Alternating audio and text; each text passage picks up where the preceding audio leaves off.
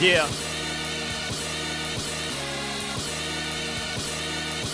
Yeah. Yeah. Today's arts and entertainment's trying to do me like Phil Robinson. Snatch my freedom of speech from my faith while I'm still jotting. My name is Jason Andre Roberts, aka Conquest. I am a hip-hop artist based in Brooklyn, New York. I'm originally from Trinidad and Tobago. I'm what you would call a Christian hip-hop artist, or a hip-hop artist that's Christian, depending on what side of the fence you're on. And, you know, it's a big debate on that, but we'll get into that later. But, yeah, I've been professionally doing this for at least a decade now. I was born and raised in Trinidad and Tobago, though I have no accent. That's a whole long story that I know you don't have time to get into right now. But yeah, I moved here in '96. I'm a hardcore hip hop, or just a hardcore music lover in general. And yeah, along that journey, you know, God made a radical change in my life as far as just getting to know him better. And, you know, the music kind of just fell along with it. And yeah, and I'm here now. I have a catalog where it's 5 albums, about 4 mixtapes, and 1 EP. So I've been, I would say between 2003 2013, I've amassed that catalog and just been independently doing it up to this point, and I'm currently working on something new now. So yeah. Okay, sounds good. So you said that God did a radical change in your life. Can you talk about that? When you know, I got familiar with the stories of, you know, David and Goliath, you know, King David, Jesus, Moses, you know, Pharaoh, all these things, you know, I knew of, but I didn't have a real relationship until I was 19. You know, there was this young lady I met in Trinidad. She was, I guess, looking back, she was the first person I would say she was my first love, first person I was ever in love with. We never got together because at the time, you know, she was just like, you know, I like you, but you're not saved. You don't know who Jesus is. And, you know, at that point, I didn't understand what that was. I didn't understand, like, yo, I like you. I'm not a bad guy. Because, you know, I don't have the typical story of, you know, Jason was running these streets. You know, Jason was like crazy out there. Like, again, I was in a 2-parent household, have a younger brother. You know, I was educated. We lived in the burbs in Trinidad. You know, I wasn't going crazy out there. It's just that at the same time, I just didn't know who Jesus was on a personal level. You know, and a lot of times I think people think, oh, I'm a good person, I'm gonna make it into heaven. And that, you being a good person doesn't assure you of that. You know what I'm saying? Because again, we are all inherently sinful from the gate. You know what I'm saying? Because of just way back. It all started, you know, the garden. You know, once Adam and Eve happened and the deception with the apple and the fruit and all that stuff, that just ended up being our lot in life. You know, but thank God for grace, thank God for Jesus. And that's what I had to come into a realization and understanding of. And, you know, after knowing the sister and seeing her example, I followed how she carried herself. And about maybe 2 years later, just being her friend, I just was like, yeah, I need to know who Christ is myself. And and that was it. Wow. You know, yeah. That's very encouraging and inspiring. Yeah.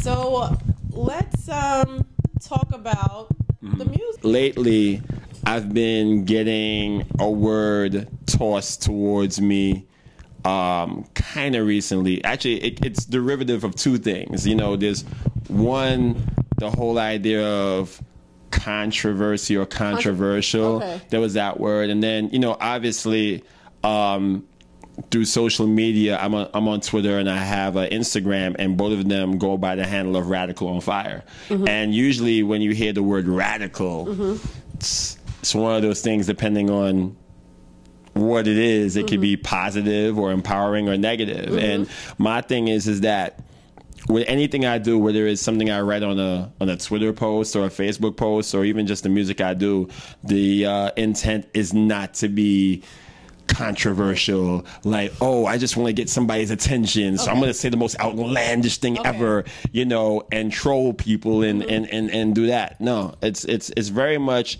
I think what it is, especially within church culture, I think in some cases, not all cases, I don't want to generalize everybody, but I think sometimes people are so unaccustomed with people being actually outspoken and real about what they want to say and how they want to express themselves. It gets problematic. Like, I had a conversation with Richie Righteous the other day, and you know, for those who know who Richie Righteous is, very popular Christian artist from New York. You know, very hugely successful for an independent artist, considering our climate. Richie we were talking on the phone, and Richie was just basically saying, you know, sometimes it's hard to talk and be honest in front of people or express myself because in fear of being judged. You know, and you would think, I mean, you're Richie Righteous, you know, everybody loves you, right? And it's like, you know, not everybody sometimes is ready for that level of honesty. It makes people uncomfortable. So I think that, yeah, I think when I speak through music or just through a blog or a post, it's not necessarily trying to make somebody uncomfortable, but I think sometimes people, even believers, as ironic as it sounds, have a problem with honesty. Recently, you put a post about one of the latest talks of the town on the trending topics, which was the attire that Erica Campbell was. Tell us a little bit about that. Well, I tied that in. Well, let me just start from the top, right? And this is going to obviously maybe segue into a whole other kind of conversation. But I remember when the whole talk of Erica Campbell's dress, because apparently what it was is that Erica Campbell has a song out called Help, featuring Lecrae, and I guess the picture of her was a promotional picture for the song that ended up being part of the album cover or the cover art for the single. And I remember seeing the dress, and maybe because I live in New York and I see women all the time, you know, beautiful women, shapely women, whatever, I guess I looked at it and I was just like, see anything about it that looked not only out of the ordinary, but I didn't see anything that looked particularly like threatening. Jessica Simpson, the pop singer, before she became a pop singer, she was a gospel singer. Her father preached, and I didn't know that. Yeah, but what it was is that Jessica Simpson was doing gospel music, and Jessica Simpson is a very curvy girl, very Marilyn Monroe-esque in a way. You know what I'm saying? And apparently, people had a problem with her doing gospel because of just the way she was built. Which she couldn't help. Which she can help, you know. And I remember, you know, I was watching this on the E! Special, and I remember Jessica's father saying, "Yo, we try to cover up in turtlenecks. She's built like that. That's what it is, you know." So I saw the Erica thing, and I saw the endless discussions, the trending topics, the memes, everything, and I'm thinking to myself, are we really tripping over this dress? In my head, like, is this really what's consuming? I mean, I got so caught up with it. I got so caught up by it that I ended up writing a blog on my Tumblr about it myself, defending, like, yo. And my whole thing wasn't so much the fact about Erica's dress that really concerned me. Was really about, and it led to part of the song that I have out now that I addressed it on. I just feel like the church, in essence, has a problem with addressing sexuality on a regular basis. Like, you get conferences about it, but we don't really talk about it in the church as much as we should. Meanwhile, we don't talk about sex, but meanwhile, we're having a whole lot of it. It's everywhere. And I made the statement that, you know, when a guy is looking at his potential wife or somebody that could be a potential wife, you know, I think in addition to that woman's intelligence, love of the Lord, the way she carries herself. Like, let's be real. You know, there's probably a couple of times where you kind of like looking at her and trying to see, is she kind of put together the way I like, you know? Because again, there's an attraction here. You want to kind of like I didn't know that was allowed. You know, I mean, that's the thing. So I felt it very interesting that a lot of guys had such, you know, hardcore things to say about Erica's, you know, dress. And I guess at the time, too, with stuff like, you know, Avante Oquendo's disappearance and all this other things that's going on in the world. Yeah, I just felt like, and it just, are we really stuck on the, yeah. And that's what made me kind of like bring up those things, even down to it found a way to, you know, get into the lyrics of this song that I currently have out now that's on iTunes, and the song called The Resolution. And I really wanted to make this song because it just talks about, there's just certain things I don't care that much about, as opposed to the things that we should be caring about as believers, as evangelists, as, you know, people of God. I agree. I agree. So I did say, let's talk about your music. So we went off. We didn't go off a little because it kind of tied in. It kind of ties in. So your latest single, that you recently rolled out, was Resolution. The Resolution, yeah. And can you tell us a little bit about that? I know you just was. Well, The Resolution, I actually wrote this song during Christmas break, so I took like a couple of days between the 25th of December and maybe the 1st of January to write the song, in between cake and you know, turkey and things of that nature. So I was writing the song. You did better than me. Hey, tried. You know, I wrote this song, and it was just something. It's funny because I feel like I wrote 2 songs before I finally ended up on this song to get out the point I was really initially trying to make.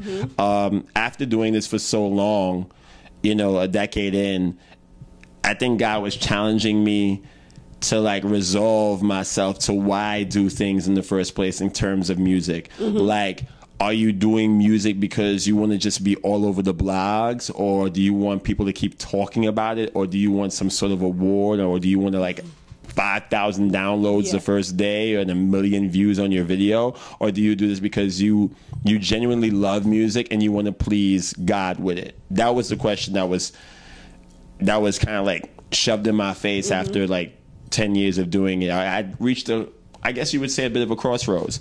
And also I had to reevaluate, well, what are the pressing things that are important to me? Like, what is Christian music, urban music in particular, not talking about, that the world has a field day talking about? You know, when you got Trayvon Martin going on, you got Rick Ross probably writing lyrics that allude to date rape, when you got missing kids, when you got Obamacare or not Obamacare or whatever it is, you know, that the world cares about. What does God have to say on that? And I felt like I've always been the type of artist that if I'm talking about church issues, social issues are never too far behind, because I feel like, you know, as the word says, we're in the world, but we're not of the world, but we still have to witness to the world at the end of the day, right? So, you know, I really felt like this song was just me saying, like, let me get back to why I do this. Let's really take it back to what's really important and not really care. And then the whole thing, which was also very much a conversation piece, when I debuted the fact that I was coming with a song, I showed off 2 things, right? I showed off the fact that, you know, for those who've known me for a long time, I used to have locks. Yeah, I was going to talk about that. Right. I used to have locks. I cut them in January around MLK weekend. Okay. And I felt like, all right, cool. I can introduce this new look, and I can also introduce this new song. And the thing I also wanted to do was that, you know, I'm a lover of the English language. And I feel like the world has taken even the assembly of certain letters and perversed them. You know what I'm saying? So I felt like, and then I had a conversation with my daughter, and my daughter's 13. And, you know, as dads should do, you know, you monitor your daughter. And then, you know, I saw her use an expression, not the expression I ended up flipping, but something else. And I said, do you know what that means? And I don't know if that's necessarily something you want to put out there. And, you know, she said, well, you know, Dad, I just used the letters. I ain't really say it. I was like, yeah, but it alludes to something. And then when I said it, it clicked off in my head. Like, it's amazing how certain letters automatically are this. So I was just thinking to myself, well, in essence, in my song, I'm really saying, yo, I don't really care about this other stuff. And I'm thinking to myself, how can I say that but not use a derogatory connotation? So I thought of, all right, let's use this thing that is associated with that and just turn it around. You know what I'm saying? And kind of like manipulate it like just all good hip hop should. And that's where I came up with the term of IDGAF.